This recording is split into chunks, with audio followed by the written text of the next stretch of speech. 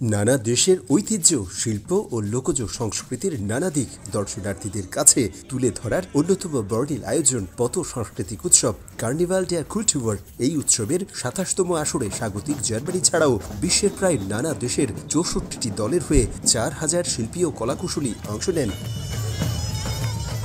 এমন দারুণ উৎসবে অংশ নেয় জার্মানিতে বসবাসরত প্রবাসীদের সামাজিক ও সাংস্কৃতিক সংগঠন বেঙ্গালিশে কুলটুর ফোরাম। এদিন প্রবাসীরা লাল, হলুদ, সবুজ পাঞ্জাবি ও নারীরা পরে এসেছিলেন বর্ণিল শাড়ি।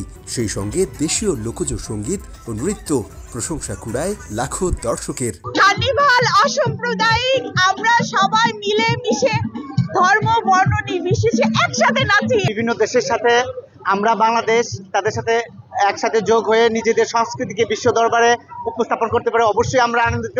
আমরা প্রতি বছরের মতো এবারও আমাদের বিখ্যাত কার্নিভাল ডে কুলটুর আমরা অংশগ্রহণ করছি। হ্যানোভার থেকে এসেছি প্রতি বছরের মতো এবারও এখানে বাংলাদেশকে প্রেজেন্ট করতে।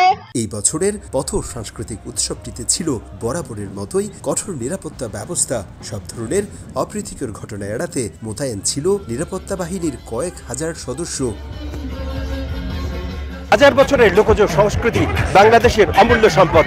এই সম্পদ ছড়িয়ে যাবে বিশ্বের সবখানে, এমন প্রত্যাশা বার্লিনের কার্নিভালে যোগ দেওয়া সকল প্রবাসীদের। জার্মানির বার্লিন থেকে বিটু বড়ুয়া, সময় সংবাদ।